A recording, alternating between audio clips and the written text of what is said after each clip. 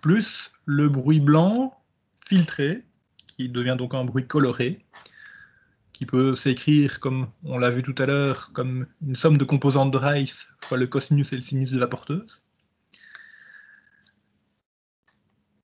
Et enfin, on a l'étape de démodulation FM.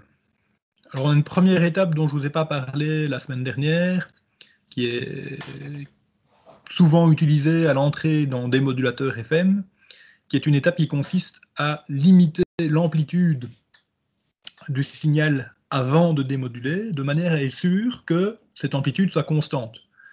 Par la propagation à travers le canal, et aussi un petit peu à cause du bruit, il se peut que le signal à l'entrée du démodulateur FM ait une amplitude légèrement variable, ce qui ne devrait pas être le cas normalement, parce qu'un signal FM est supposé avoir une amplitude parfaitement constante.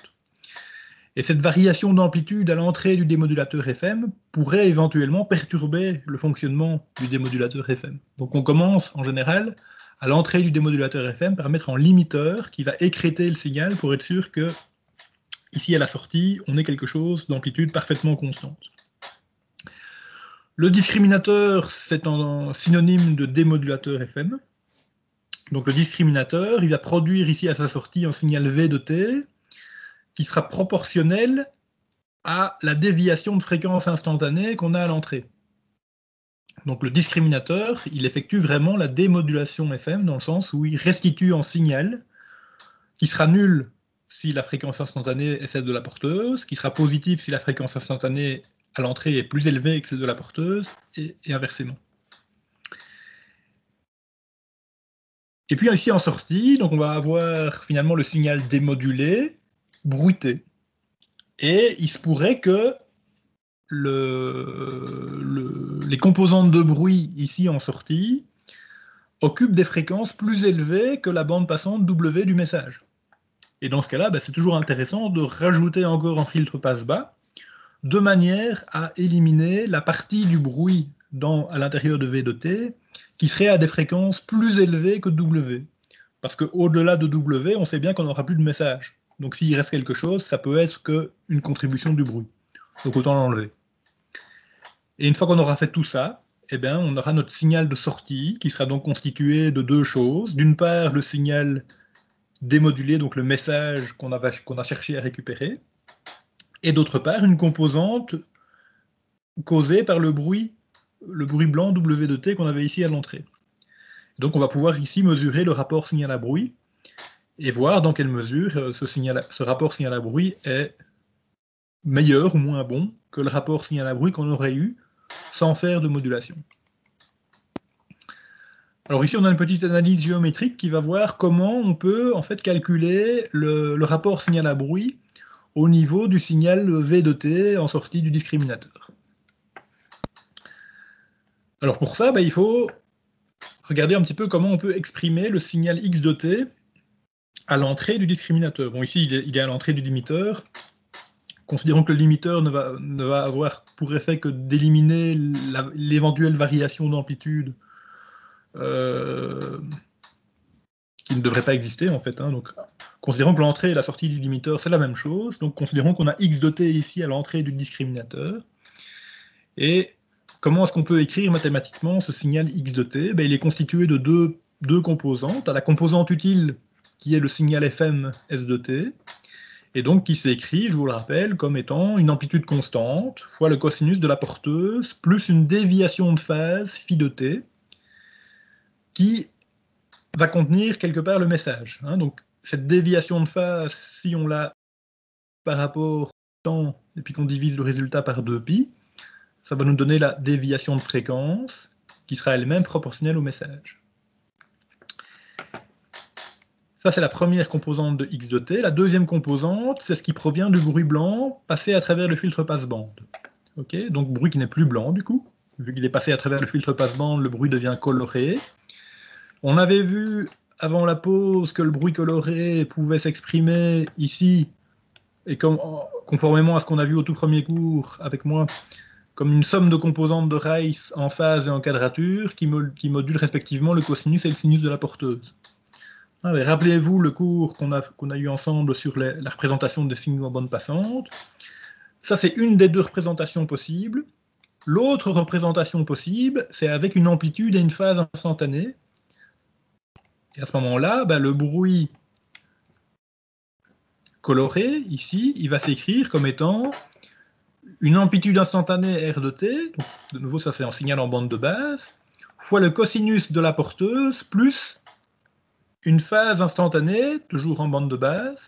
Et donc R de t et psi de t sont deux signaux en bande de base qui représentent le bruit filtré.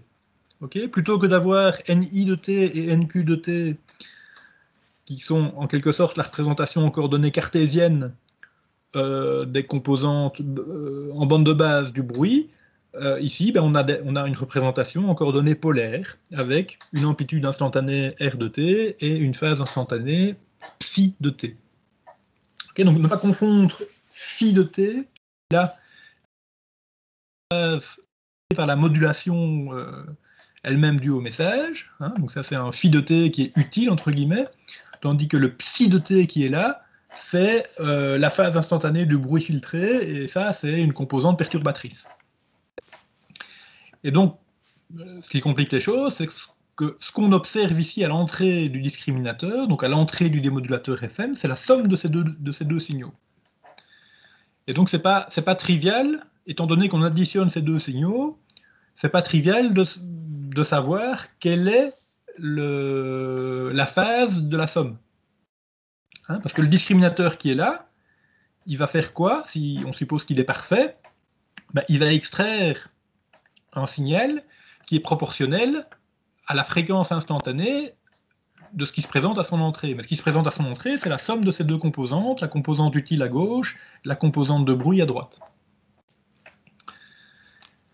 Alors ici, on a une représentation à l'aide d'un diagramme de phaseur qui va aider un petit peu au raisonnement, où finalement, comme on additionne deux signaux, on va faire une addition vectorielle. Alors, horizontalement, ici, vous avez le premier terme de la somme, correspondant ici donc au signal modulé en fréquence. Vous avez donc une longueur de vecteur qui correspond à l'amplitude du signal, donc la longueur du vecteur c'est AC, et vous avez une phase, c'est-à-dire un angle par rapport à l'horizontale, qu'on a dessiné ici comme étant en angle nul, et donc on suppose que 2πfct plus phi de t à l'instant t égale composante. Okay. Et puis, ça c'est donc le premier vecteur correspondant au premier terme de la somme. À ce vecteur, on va rajouter une deuxième composante qui est celle-là, ici, R de t. Alors, non, pardon, la longueur de ce petit vecteur, c'est R de t. Et l'angle de ce vecteur par rapport à l'horizontale, eh bien, cet angle-là, c'est la différence entre l'angle du premier terme et l'angle du deuxième terme. Et donc, cet angle qui est là, il représente en fait la différence entre psi de t et phi de t. Okay, donc la somme des deux, ça donne la résultante qui se trouve ici, et cette résultante, elle a une certaine longueur qui ne nous intéresse pas, et elle a un certain angle par rapport à l'horizontale qui, lui, au contraire, nous intéresse beaucoup. Parce que cet angle par rapport à l'horizontale, eh bien, il va représenter la différence entre la phase de la résultante, donc la phase de x de t, qu'on va appeler θ de t, et phi de t, qui est l'angle du signal modulé. Donc ce qu'on peut dire, c'est que θ de t moins psi de t, c'est cet angle-là, et c'est donc l'arctangente de quoi? Comment est-ce qu'on va calculer cet angle-là?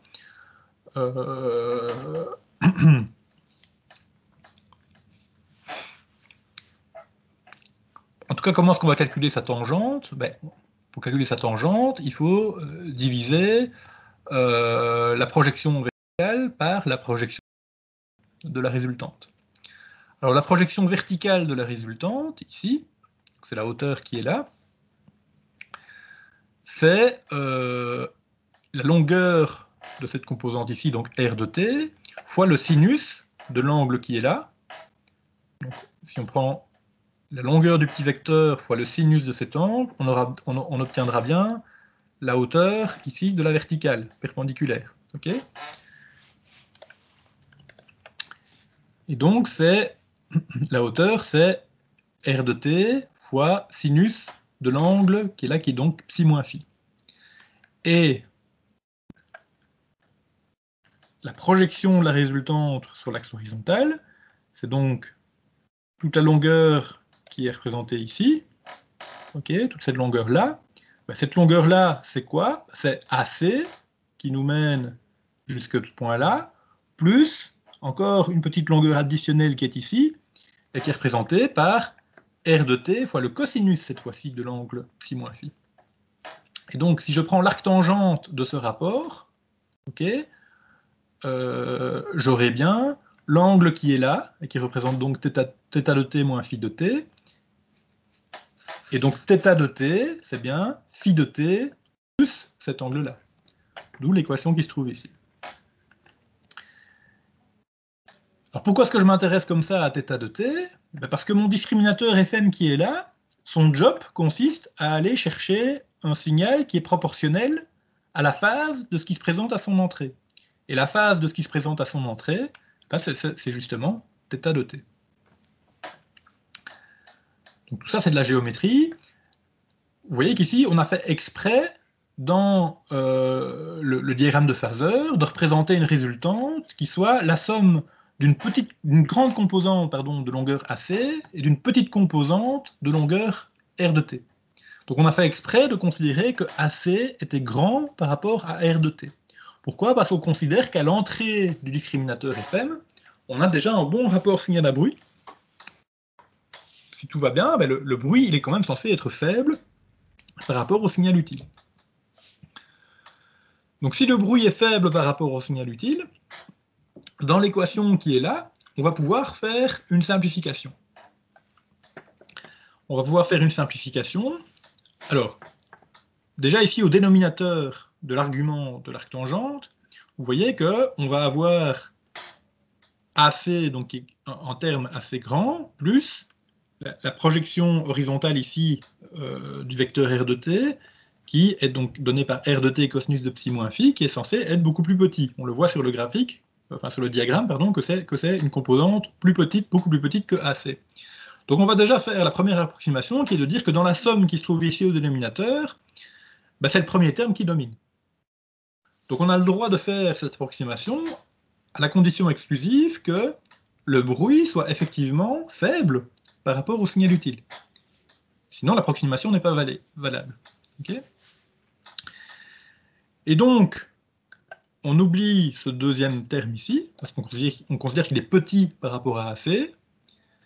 Donc on se retrouve avec l'arctangente de R sinus psi moins phi sur AC. Deuxième approximation, on va considérer que la composante verticale qui est là, donc le numérateur, R sinus de psi moins phi, la composante verticale qui est là, elle est elle-même petite comparée à AC. Du coup, la fraction qui est là, c'est-à-dire le numérateur divisé par AC, est elle-même petite, et donc on a affaire à l'arctangente de quelque chose de petit. Qu'est-ce qui se passe au niveau de l'approximation arctangente de x quand x est petit? Arctangente de x est à peu près égale à x. L'arctangente d'un petit angle est à peu près égale à ce petit angle lui-même. Quand x est petit, sinus x vaut à peu près x, et tangente x vaut à peu près x. Rappelez-vous cette approximation valable en trigonométrie. Ici, on fait la même approximation, et du coup, donc non seulement on va supprimer ce deuxième terme ici au dénominateur, mais en plus on va supprimer l'arctangente qui est là. Donc ces deux approximations, on a le droit de les faire à la condition exclusive donc que le bruit soit petit par rapport au signal utile.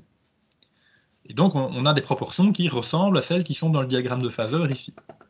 Et qui sont elles-mêmes à la limite pas suffisamment exagérées, parce que ici on a encore, vous voyez que la longueur de R de T ici est encore, elle est peut-être en cinquième ou en sixième de AC, donc c'est pas si petit que ça finalement.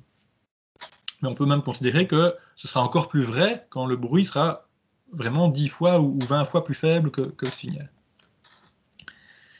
Et donc, moyennant toutes ces approximations, finalement, la déviation de phase θ de t de notre signal x de t qui se présente à l'entrée du discriminateur, ben, on peut l'approximer comme étant phi de t, ça c'est bien parce que c'est quelque chose qui nous intéresse, hein, c'est là-dedans que se cache le message, plus r de t sur AC fois sinus de psi moins phi. Et ça, si vous voulez, ça représente la contribution du bruit. Donc s'il n'y avait pas de bruit, hein, r de t serait nul, et on aurait simplement θ de t égale phi de t. C'est-à-dire que la phase instantanée de ce qui se présente à l'entrée du discriminateur serait simplement égale à la phase instantanée du signal modulé FM. Et donc, discriminateur idéal, pouf, on retrouve le message, tout va bien. Mais malheureusement, la phase instantanée de ce qui se présente ici à l'entrée du discriminateur, c'est phi de t plus une contribution du bruit, qui est ce deuxième terme qui vient nous perturber. Et la question c'est, de combien est-ce qu'il vient nous perturber? Alors la sortie du discriminateur, ici, comme je disais, ça va être un signal qui est proportionnel à la dérivée de la phase instantanée, donc à la dérivée de θ de t, divisé par 2π. Pourquoi? Parce que c'est proportionnel à la fréquence instantanée, évidemment. Et donc, s'il n'y avait pas de bruit, on n'aurait que le premier terme ici, phi de t, et donc la dérivée de la phase instantanée divisée par 2π, ça donnerait directement une constante fois le message. Et on aurait un démodulateur parfait qui nous redonne à une constante près exactement le message qu'on veut récupérer. Et puis malheureusement, comme la phase instantanée qui se présente à l'entrée du discriminateur, c'est pas seulement ce premier terme-là, mais c'est la somme du terme utile et du terme perturbateur qui est là, eh bien, en sortie du discriminateur, on a non seulement kf fois m de t, mais on a un deuxième terme qu'on va noter nd de t. Nd de t, c'est donc à un facteur 2π près la dérivée de ce terme-là par rapport au temps.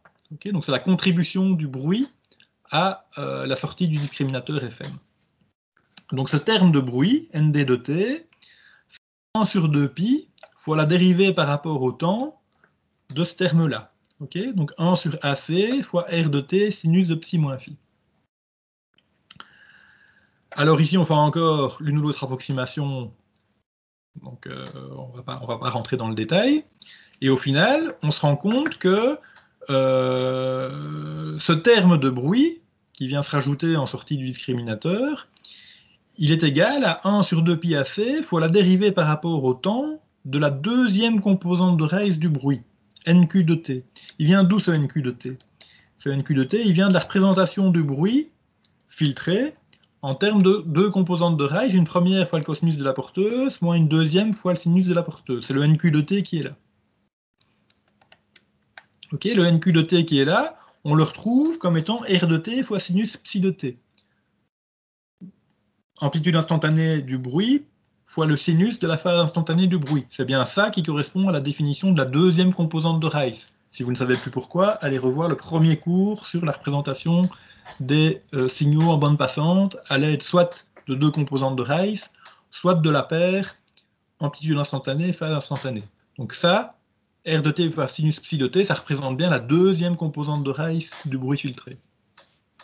Okay, alors quelque part c'est logique, hein, parce que quand vous regardez ici la représentation en termes de phaseur, ce qui va donner une résultante ici qui s'écarte de l'horizontale, ben, forcément c'est pas du bruit qui viendrait se rajouter dans cette direction-là. Si vous avez du bruit qui est en phase avec le signal utile, il ne va pas changer la phase de la résultante. Par contre, si vous avez du bruit ici verticalement qui est en quadrature avec le signal utile, ben, c'est ce terme de bruit en quadrature, c'est lui qui va venir créer une variation de phase par rapport à la phase idéale. Donc c'est pas étonnant que la composante de bruit ici dépende uniquement de nq de t, donc de la deuxième composante de raíce du bruit. Et donc finalement, si on met tout ensemble, ce qu'on peut dire, c'est que la sortie du démodulateur FM, c'est une constante fois le message, ça c'est la bonne nouvelle, plus, ça c'est la mauvaise nouvelle, une contribution du bruit qui s'écrit comme ceci. Alors, maintenant qu'on a identifié le terme utile et le terme perturbateur en sortie du démodulateur FM, on va vouloir calculer en SNR, en rapport signal à bruit. Donc, on a besoin de pouvoir calculer la puissance du premier terme, ça va être facile, hein, ça va être kf carré fois la puissance du message, et on va devoir calculer la puissance du deuxième terme, ça c'est un petit peu plus compliqué. Quelle est la puissance de ce terme de bruit nd de t qui est là? Alors, si on considère que nd de t s'écrit comme ceci, on voit qu'on a toute une série de constantes ici qui multiplient la dérivée par rapport au temps de nq de t.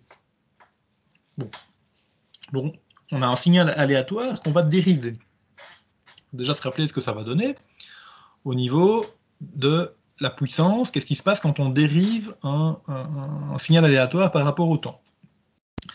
Alors commençons par se rappeler de comment se répartit la puissance sur l'axe fréquentiel de la deuxième composante de Rice, nq de t. Alors, si vous allez revoir le cours sur la représentation des signaux en bande passante, vous allez voir que nq de t a lui-même une densité spectrale de puissance qui va de moins bt² à plus bt², et donc la largeur totale, ça correspond à la largeur du filtre passe-bande, hein, et qui est de hauteur n0. Okay, donc, si la surface sous le rectangle ici, hein, c'est n0 fois bt. N0 fois bt représente bien la puissance de la deuxième composante de Rice du bruit filtré.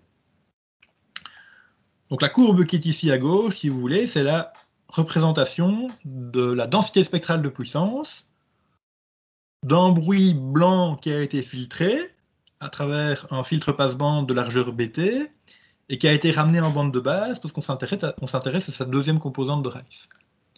Donc on a une constante qui va de moins bt² à plus bt², et la valeur de la constante, c'est n0. Donc ça, c'est la PSD, Power Spectral Density, de la deuxième composante de Rice du bruit filtré. Mais on voit que notre terme de bruit ici, en sortie du discriminateur FM, c'est pas nq de t, c'est la dérivée par rapport au temps de nq de t. Alors qu'est-ce qui se passe au niveau densité spectrale de puissance quand on dérive en signal par rapport au temps? Ben, une dérivée, en fait, c'est une opération linéaire, c'est un peu comme un filtre, si vous voulez. Et on sait que la densité spectrale de puissance d'un signal, qui passe à travers un système linéaire comme un filtre, eh bien, il va subir simplement le module carré, il va être multiplié par le module carré de la réponse en fréquence du filtre. Et à quoi correspond, en termes de réponse en fréquence, le fait de dériver en signal? Alors, si on va revoir la transformée de Fourier. Alors, transformée de Fourier, que se passe-t-il quand on dérive en signal? Voilà, ici. Non, c'est pas ça. Dérivation temporelle, voilà. Ici, regardez. Dans ma colonne de gauche, j'ai ce qui se passe en temporel. Je dérive une fonction par rapport au temps. Qu'est-ce qui se passe dans ma colonne de droite au niveau fréquentiel? Ben, au niveau fréquentiel, mon spectre, je lui fais subir quoi? Je le multiplie par j oméga. Okay, donc dériver un signal dans le domaine temporel, au niveau fréquentiel, ça correspond à le multiplier par j oméga. Okay. Et bien ici, j'ai donc ma densité spectrale de puissance qui est une constante n0 qui va de moins bt² à plus bt². Ben, ça c'est la PSD en entrée de mon filtre. Mon filtre, il a une réponse en fréquence qui vaut j oméga, qui correspond à une opération de dérivation temporelle. Le module carré de j oméga, ben, c'est oméga carré. Et donc, pour avoir la PSD de la sortie de mon filtre, je dois prendre la PSD de l'entrée de mon filtre et la multiplier par le module carré de la réponse en fréquence du filtre. Donc ma constante n0 qui est là, je vais la multiplier par oméga carré. Qu'est-ce qui se passe quand on multiplie une constante par oméga carré? On obtient ici un morceau de parabole. Okay, donc le morceau de parabole que vous voyez ici au milieu, c'est simplement le rectangle de gauche qui a été multiplié par oméga carré. Ce oméga carré, c'est le module carré de j oméga. J oméga étant lui-même le résultat de l'opération de dérivation qui est là. Et donc, si ça devient, ce morceau de parabole ici devient la densité spectrale de puissance de ma composante de bruit nd de t qui est là, Ben, si je veux avoir la puissance correspondante, je dois calculer la surface en dessous de la courbe. Hein, parce que la puissance dans le signal aléatoire, c'est l'intégrale de moins l'infini à plus l'infini de la densité spectrale de puissance. Donc je dois calculer l'intégrale d'un morceau de parabole, je dois calculer la surface ici sous la courbe. Et a priori, je dois le calculer de moins bt' à plus bt'. Mais si vous vous souvenez bien, ici dans le modèle de récepteur, on a rajouté un dernier ingrédient ici en sortie, qui est un filtre passe-bas.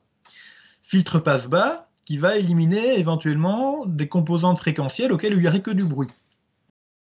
Et alors effectivement, ce qu'on constate, c'est que le premier terme utile ici en sortie du démodulateur FM, c'est le message, et le message, il a une bande passante qui est limitée à W.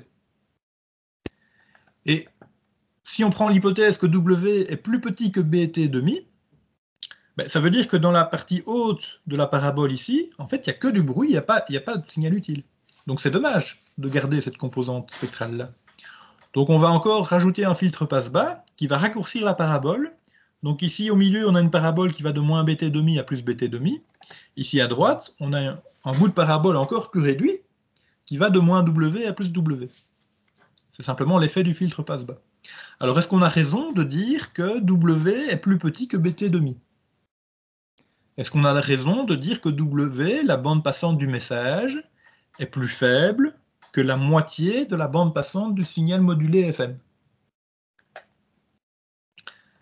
Pour répondre à cette question-là, il faut se souvenir de ce qu'on a vu ensemble la semaine passée. Et la semaine passée, on a vu notamment un machin qui s'appelle la règle de Carson. Et la règle de Carson, elle nous dit quoi?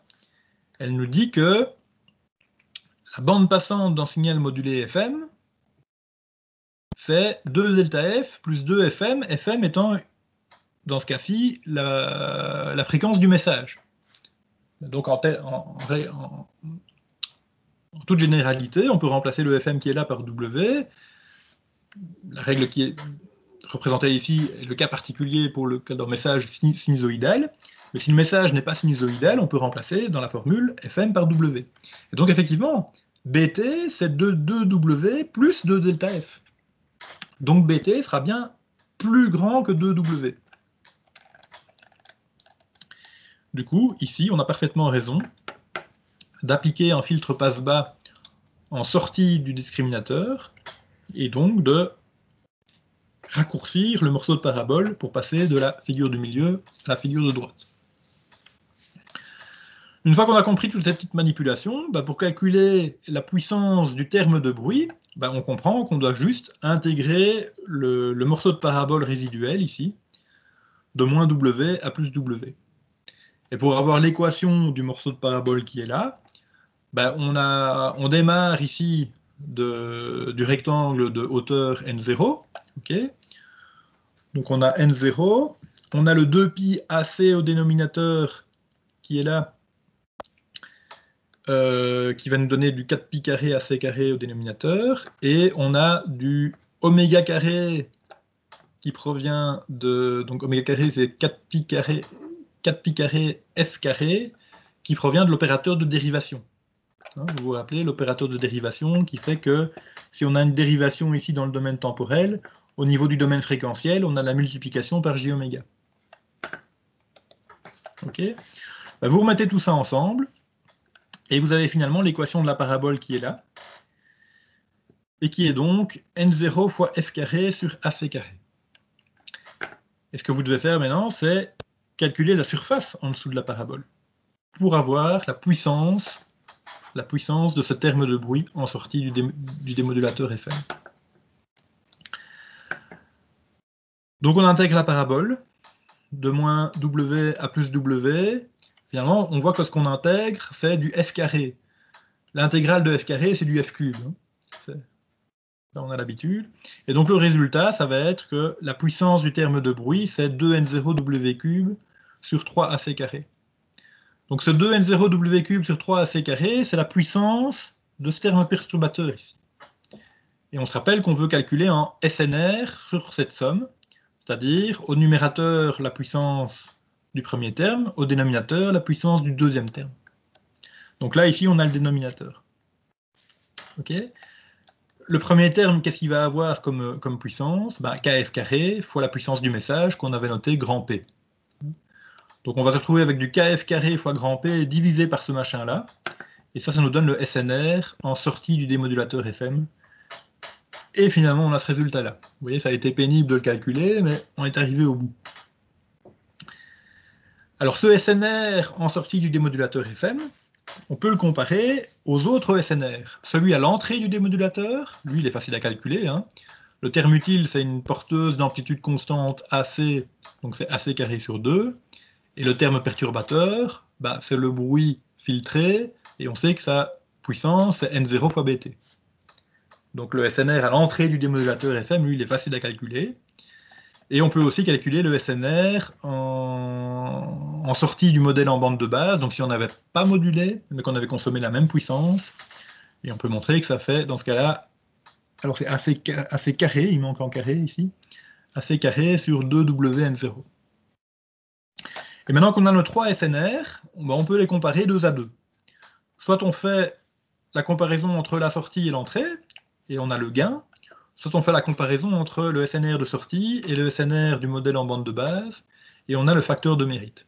Et donc si on compare ce SNR-là avec ce SNR-là, on voit qu'on a un facteur de mérite qui vaut 3kf carré P sur W carré, et qui représente en fait l'amélioration du rapport signal à bruit occasionné par l'utilisation de la modulation FM.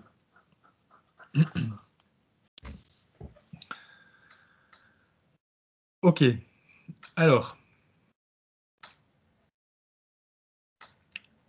en quoi est-ce qu'on peut comparer ce facteur de mérite, hein, qui nous dit combien la robustesse au bruit s'améliore grâce à la modulation FM, en quoi est-ce qu'on peut le comparer, ce facteur de mérite, à la bande passante?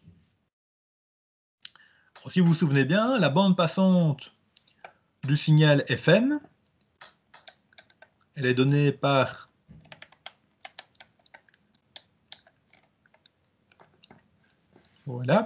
la formule de Carson, et donc elle dépend principalement de bêta. Bêta qui est l'indice de modulation. Alors on avait vu au cours passé que bêta c'était égal à c'était à la fois proportionnel à l'amplitude du message et inversement proportionnel à la fréquence du message.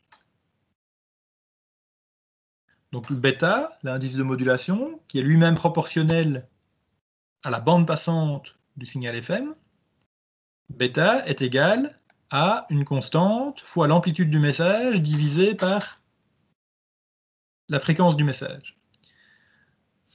Si j'élève tout ça au carré, j'ai le carré de l'amplitude du message divisé par le carré de la bande passante du message. Et ça, c'est proportionnel à notre facteur de mérite. Parce qu'au numérateur du facteur de mérite, on a bien quelque chose qui dépend de l'amplitude du message au carré, et au dénominateur, on a quelque chose qui dépend de la fréquence du message au carré.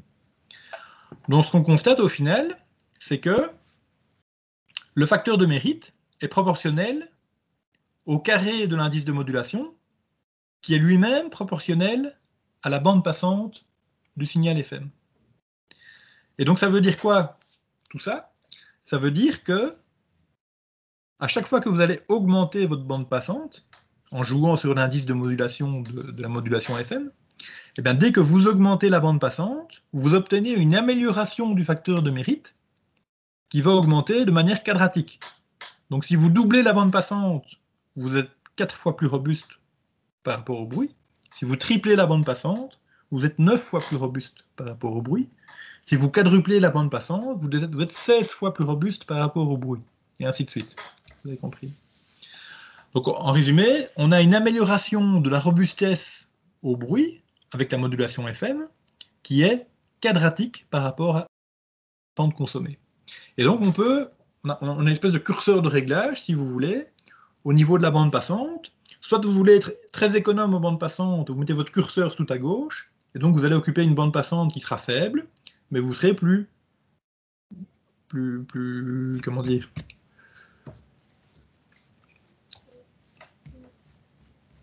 vous serez moins robuste par rapport au bruit. Okay, soit vous décidez d'augmenter votre bande passante, bon, ça a un coût, ça a un prix, hein, vous devez consommer plus de hertz, mais alors vous améliorez de manière quadratique votre résistance au bruit. Ce genre de réglage, il n'existe pas en modulation d'amplitude, il n'existe qu'en modulation de fréquence. Petit détail important, l'analyse qu'on a faite et qui a mené ici à ces fameuses courbes de densité spectrale de puissance quadratique et aux morceaux de parabole, elle n'était valable que quand on faisait l'hypothèse, hein, ici vous avez à peu près égal, hein, que le bruit était faible par rapport au signal modulé. Donc ça veut dire quoi ça? Ça veut dire qu'à l'entrée du démodulateur FM, à l'entrée du discriminateur, il faut que vous ayez déjà un SNR qui soit suffisamment élevé. Sinon l'approximation qu'on a faite ici n'est pas valable. En fait, qu'est-ce qui va se passer? C'est que comme en modulation AM, on va avoir un effet de seuil. En effet de seuil, ça veut dire quoi? Ça veut dire que si le bruit est trop puissant ici à l'entrée comparé au signal modulé, eh bien le démodulateur FM, le discriminateur, il ne va plus marcher du tout. Il va se casser la figure. Et le V de t qui va sortir ici ne sera plus le V de t qu'on a analysé et qui a donné lieu à l'équation qui est là.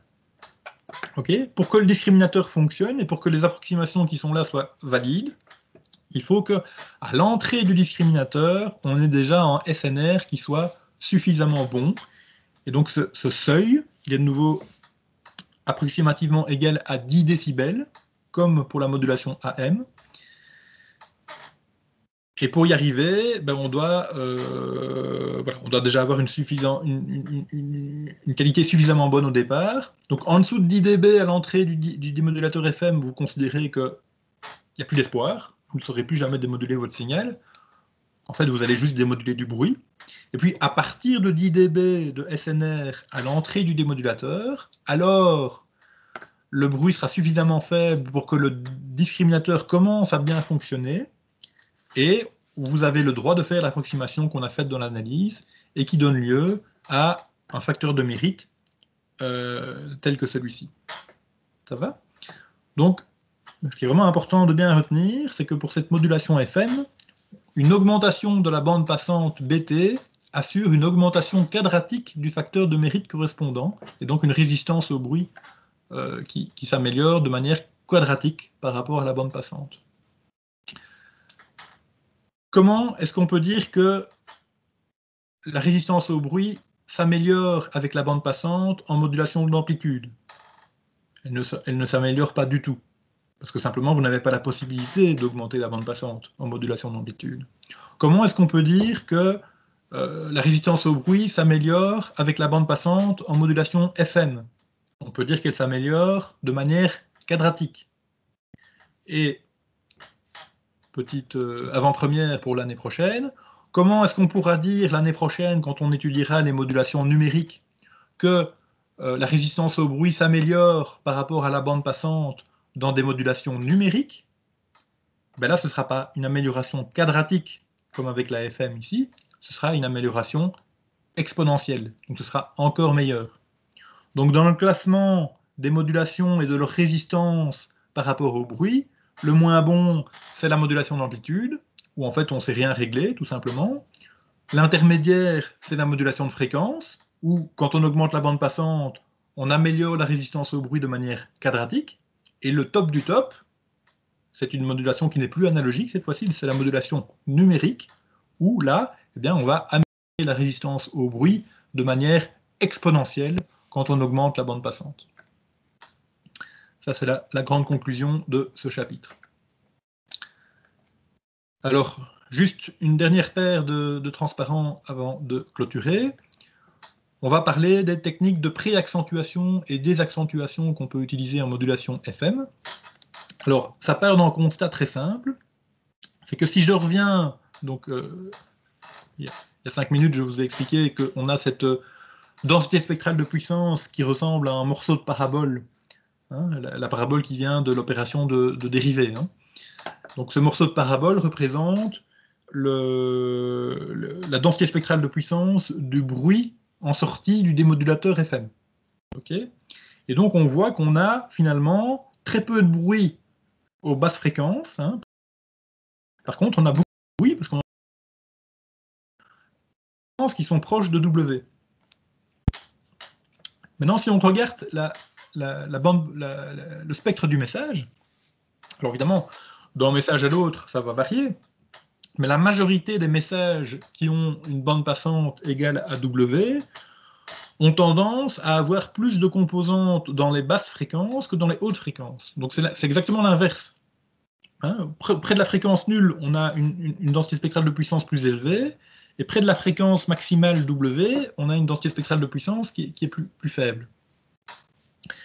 Et donc, comme en sortie de la démodulation FM, on a la somme des deux, on a la partie utile dont la PSD est représentée à droite, et la partie perturbatrice dont la PSD est représentée ici à gauche, ben, c'est un petit peu dommage. Les composantes spectrales du message, qui sont elles-mêmes très fortes, elles vont être perturbées par un bruit très faible, et les composantes spectrales du message, qui sont elles-mêmes assez faibles, elles vont être perturbées par un bruit plus fort. Donc c'est pas de chance. En gros, les costauds vont être enquiquinés par du bruit faible, et les plus faibles vont se prendre sur la tronche le bruit le plus fort. C'est pas juste. C'est le monde à l'envers. Okay, donc, on aimerait bien essayer d'inverser un petit peu cette situation.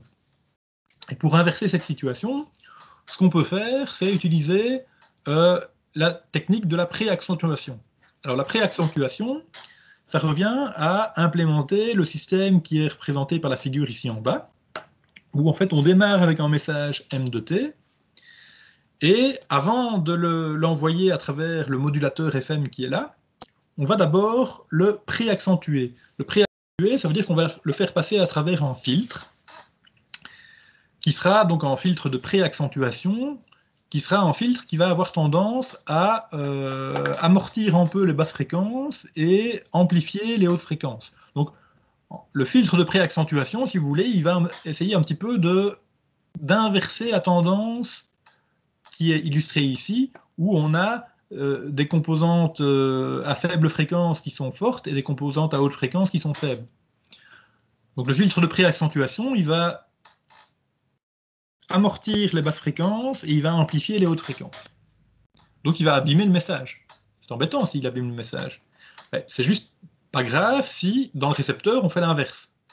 Donc dans le récepteur, après être passé dans le modulateur FM, le canal et le récepteur FM, dans le récepteur, on applique un filtre de désaccentuation qui fait exactement l'inverse de ce que faisait le filtre de préaccentuation ici.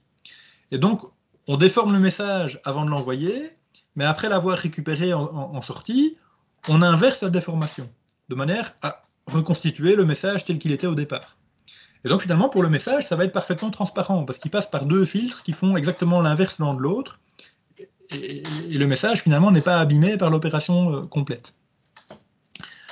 Par contre, le bruit blanc ici, qui passe à travers le récepteur FM, et donc qui passe à travers... D'abord, il y a un filtre passe-bande hein, qui se cache là-dedans. Donc le bruit qui se retrouve ici en sortie du récepteur FM, on sait que lui, il a cette tronche-là, au niveau de sa PSD. Et le bruit, lui, il ne subit que la désaccentuation. Hein. Le bruit, il ne passe pas à travers ce filtre-là. Le bruit, il est toujours injecté à l'entrée du récepteur. Et donc, finalement, l'opération globale au niveau du message va être parfaitement transparente. C'est comme si on avait appliqué rien du tout au message. Par contre, le bruit, lui, va subir la désaccentuation. Et la désaccentuation, donc c'est l'opposé de l'accentuation. Mais la désaccentuation, donc ça va amplifier les basses fréquences et amortir les hautes fréquences. Ben, c'est exactement ce qu'on souhaitait. Hein. Les basses fréquences, ici, où il y a peu de bruit, ben, ça, on va amplifier. Et par contre, les hautes fréquences, où il y a beaucoup de bruit, ça, on va amortir. Et donc, finalement, on va inverser la courbe. Et ce faisant, ben, on va améliorer le rapport signal à bruit. Alors, on peut calculer, en fait, la puissance de bruit en sortie du démodulateur en tenant compte de la présence de ce filtre de désaccentuation, et ben la puissance du terme perturbateur, elle sera donnée par l'équation qui est là, ou plutôt que d'intégrer un morceau de parabole, hein, de moins W à plus W, plutôt que d'intégrer ce morceau de parabole-ci, on va intégrer le morceau de parabole qui est là, mais multiplié par le module carré de la réponse en fréquence du filtre de désaccentuation. Parce que le bruit passe non seulement dans le récepteur FM, mais il passe aussi dans le filtre de désaccentuation. Et donc, comme le processus global n'a aucun effet sur le message, ben, dans le calcul du rapport signal à bruit, la puissance du signal va être parfaitement conservée. Au niveau du signal, on ne touche à rien. Par contre, au niveau de la puissance du bruit, ben, on remplace l'intégrale de la parabole par l'intégrale qui est là. Et donc, on peut calculer le gain en rapport signal à bruit qu'on a en effectuant cette opération de préaccentuation et désaccentuation par rapport à la situation nominale où on ne fait rien. On se contente d'avoir un émetteur FM et un récepteur FM. Et le gain en SNR, il est donné par la formule qui est là, qui n'est jamais qu'une formule qui compare l'intégrale de la parabole avec l'intégrale de la parabole filtrée. C'est juste ça que ça représente, cette formule. Alors ce gain en SNR, on va voir qu'il peut être assez conséquent. Donc dans le cas où on va mettre un filtre de premier ordre en tant que préaccentuation, donc ça c'est bien un filtre passe haut hein, qui sert à préaccentuer le signal, et le filtre passe bas correspondant qui va le désaccentuer, ben on peut, en remplaçant ici, donc dans l'équation du gain en SNR, on remplace la réponse en fréquence du filtre qui est là par ce filtre de premier ordre, ce filtre passe bas de premier ordre. Et donc on a l'équation qui est là. On effectue le calcul et on obtient le gain en SNR donné par cette équation qui dépend donc du rapport entre la bande passante W et la fréquence de coupure du filtre de premier ordre. Et dans un cas concret de préaccentuation et désaccentuation utilisée en radiodiffusion FM, hein, on aura des exemples typiques de valeurs qui sont données ici. On sait que la bande passante du signal message en radiodiffusion FM, c'est 15 kHz. Et si on utilise un filtre passe-bas de fréquence de coupure 2,1 kHz comme filtre de désaccentuation, eh bien on peut calculer que le gain en SNR I qui est là, il est quand même assez conséquent parce qu'il vaut 22 en valeur absolue, ce qui correspond à 13 décibels de gain. Donc bêtement, voilà, ici vous avez les deux filtres préaccentuation, désaccentuation du premier ordre qui sont représentés. Bêtement, en utilisant deux petits filtres comme ceci, on parvient à améliorer le rapport signal à bruit de 13 décibels. C'est une technique qui vaut la peine d'être utilisée. Voilà, on arrive au bout du chapitre. Et donc, je vais vous laisser tranquille pour ce quadrimestre. Donc, on se retrouve fin janvier, j'imagine, hein, ou mi-janvier. D'ici là, je vous souhaite un bon blocus et de bonnes fêtes de fin d'année malgré tout, hein, même si c'est jamais très gai déjà en temps général quand on est étudiant, mais en plus, dans les conditions actuelles, ça va être encore moins rigolo. Ne vous inquiétez pas si le cours ici vous paraît fort théorique. Rappelez-vous que ça va se passer à livre ouvert, ok.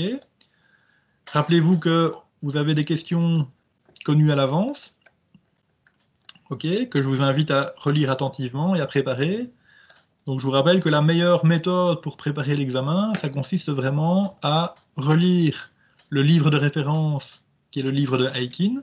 Je vous indique ici les chapitres sur lesquels il faut porter son attention. Ça va, en relisant ces extraits du livre, vous allez vous rappeler tout ce que je vous ai raconté pendant le cours, et vous préparez spécifiquement les 1, 2, 3, 4, 5 questions qui sont là. Le jour de l'examen, vous tirerez au sort une de ces 5 questions, et je vous demanderai de me présenter pendant 5-10 minutes votre réponse. Donc en fait, vous faites comme si c'était moi l'étudiant et vous le prof, et vous essayez de m'expliquer tout ça. Et je vous pose quelques petites questions pour vérifier que vous avez bien compris ce que vous êtes en train de me raconter. Et c'est pas plus compliqué que ça. Ok ? Donc en général, ça se passe très bien. Si vous faites le boulot, c'est inratable. Mais il faut faire le boulot. Ça va ?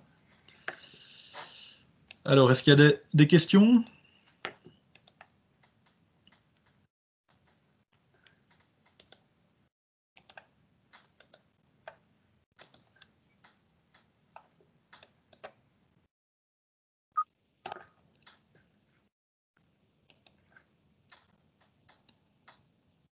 Ok.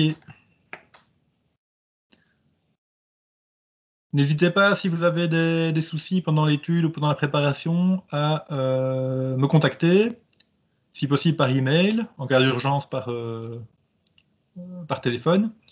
Je réponds pas toujours dans les 24 heures, mais voilà, j'essaie de répondre assez rapidement quand même. Comme il vous reste en fait du temps dans votre horaire ici sur la fin d'après-midi, ben, moi je vous invite à passer une heure ou deux à commencer à lire le livre de Aikin et ne pas attendre la dernière minute, ne pas vous y prendre la veille de l'examen, ça donne toujours des résultats moins avantageux. Ok? Allez, bonne fin de trimestre à tous et on se retrouve en janvier, hein. Au revoir.